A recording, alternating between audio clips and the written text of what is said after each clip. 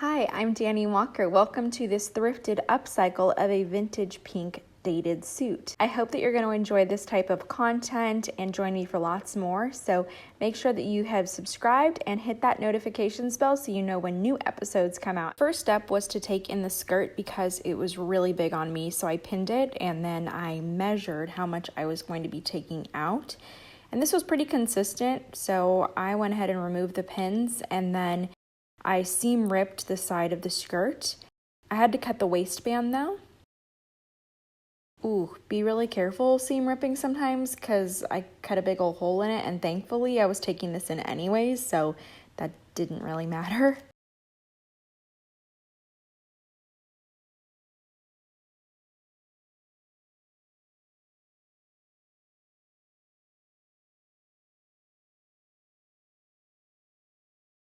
Now that that's completely opened, I measured again and now I repinned the spots where I was going to take in this skirt.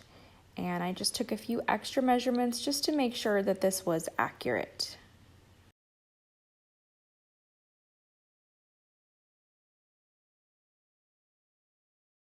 After that was done, I sewed the outside of the skirt together and took in those measurements. I chose not to sew the inner lining into this because I just wanted it to be detached. After I stitched the entire skirt, I didn't like the rough edge look at the top, so I decided to hand stitch this just to clean up the entire look of it to conceal any of those edges.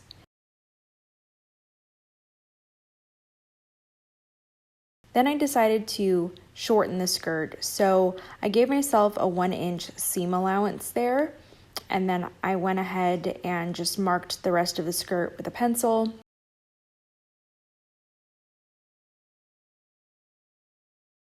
I cut off the excess, and then I just measured again that 1 inch that I was taking up. I pinned this along the hem of the skirt. I ironed it down. This isn't a necessary step, but I really wanted a clean hem and I wanted to see what the finished product would look like, so I decided to take that extra step before I sewed along the edges.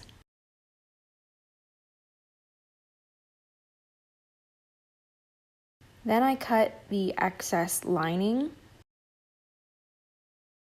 and then I followed my same steps, so I'm just pinning it, and I'm pinning the lining a little bit higher than the outside of the skirt, and once again I'm just gonna iron that down to get a really clean line, and then I stitched it. That was all I did for the skirt, and now it's time to address the blazer. So I decided to remove both of the sleeves for this because I was going to create a new shorter sleeve. So I just seam ripped the outside of the blazer as well as the lining, and I had to do this really carefully. The lining is always a little bit thinner and more fragile. After that was removed, I took some pins, and I didn't want the shoulder pad to move around. I decided to keep that because I liked the fullness, so I just pinned that down. Now I needed to take in the measurement of the entire thing, so I decided to create a new seam because I felt like this would make sure that things are really even. So I traced a straight line and measured both sides.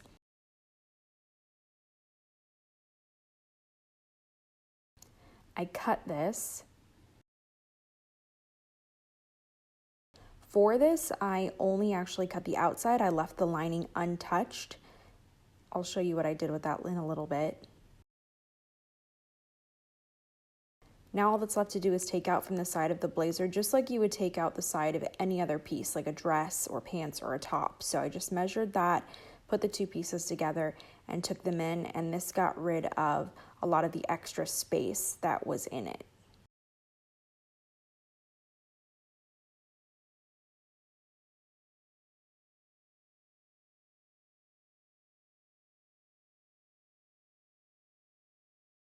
The next thing I did was close up the sleeves, and this was basically just re-sewing and reconstructing and putting everything back together again. So I just followed the old seam lines to do that. It was really simple.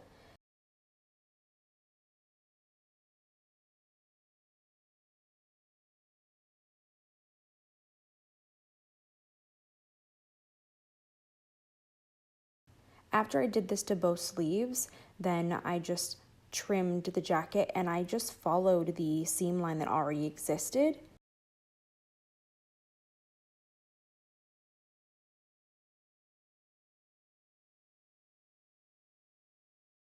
And because there was no seam in the back, I had to measure the back just to be more accurate. After that was pinned, I just cut right along that pin line.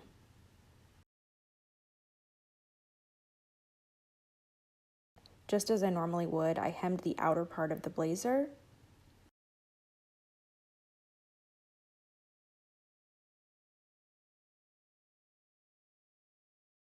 And then I took some time to pin the lining, which I am going to connect back in just a minute. Remember that when you're pinning lining, you want the lining to have a little bit more give than the outside of your jacket so that nothing pulls in a strange way. I ironed down this part of the blazer. I tried it back on so I could see it in the mirror to see if it was really even when I wore it. And after I was happy with that, I grabbed some Heat and Bond. This is Heat and Bond Light. It doesn't work quite as well with a thicker tweed fabric, so I would actually suggest trying out a different formula that they have, but the benefit of the light one is that it bends really easily, so it keeps movement in the garment, which I really like. So I just cut a strip of this and you iron it shiny side down, and then you remove that tape. And then the next thing that I did was just iron over the top of this, and I love cropping blazers this way because it just makes it seamless and smooth and there's no stitch lines, and I just think it's a really pretty look. It was a little bit tricky to get this to stick, so as you can see, I pinned down some pieces just until that laid flat how I liked it. And then I'm going to repeat this process for the lining. Then I went ahead and ironed down the lining to get a really nice clean crease, and then I used Heat and Bond again.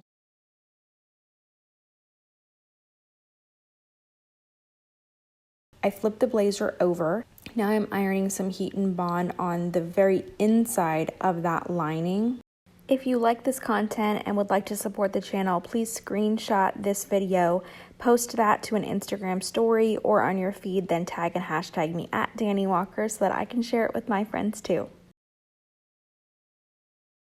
I talked about this earlier. I took out fabric on the outside but not on the inside. So the way that I addressed this was simply by adding some pleats on the inside. And this is something that I do all the time just because nobody really pays that much attention to the inside of a garment. So I just add pleats so that I can realign the rest of the seams so that the lining and the outside matches.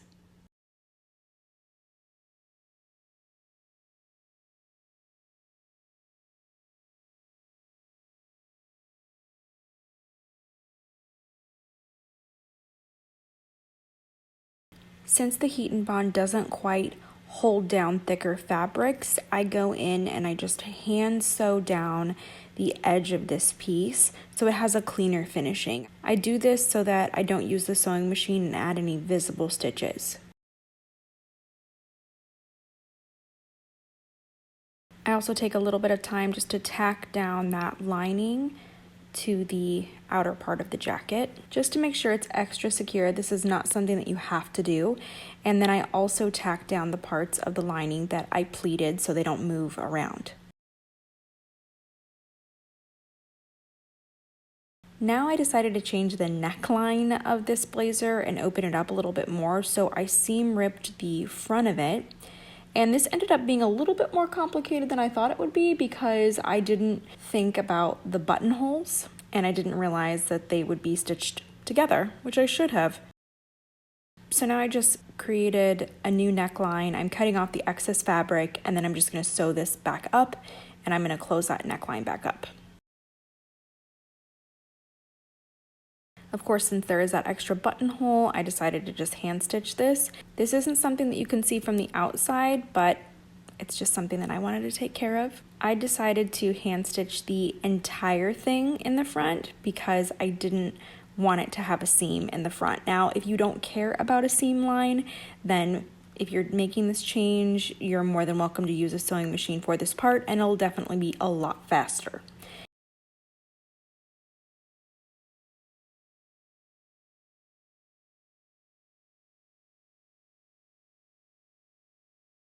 After this was done, I wanted it to look really clean, so I am ironing it. Sometimes I use a cloth when I iron just because certain fabrics melt at a high temperature or it can be discolored, and since this is a vintage piece, I didn't want to risk that. Next, I created the new sleeves. So I wanted this sort of scalloped type of sleeve. What I did was use the lining from the original sleeve, and I used this to create my template, and I'm so glad that I did this because it actually took me a few tries until I was able to get the right kind of shape that I wanted. So this was my template.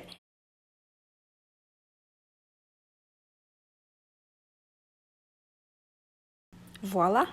Now I was able to just pin this down onto the original piece of fabric from the sleeve, which, as you can see, it's laying flat because I opened it up. I just traced this shape.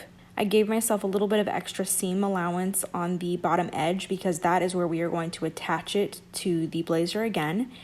And I gave myself even more seam allowance just because I didn't really know how this was going to turn out or how I was going to do this. So after a little bit of trial and error, what I realized worked best was just to leave the edge like more of a raw edge, and I hand stitched the ends of it just to prevent any fraying. And I actually really liked this look. I felt like it was a little bit more organic. It was time consuming, but it wasn't that bad. I don't mind a little bit of hand sewing. Now this part was a little bit trickier. I wanted to add a new detail, so I found this trim at the fabric store, but I didn't know when I bought it that it was metal inside, like some type of woven metal, and so it was tricky to sew it on to make sure it didn't move around. Now it's time to attach the sleeve, so I actually misplaced my seam ripper, so I just used a small razor to open my sleeve back up.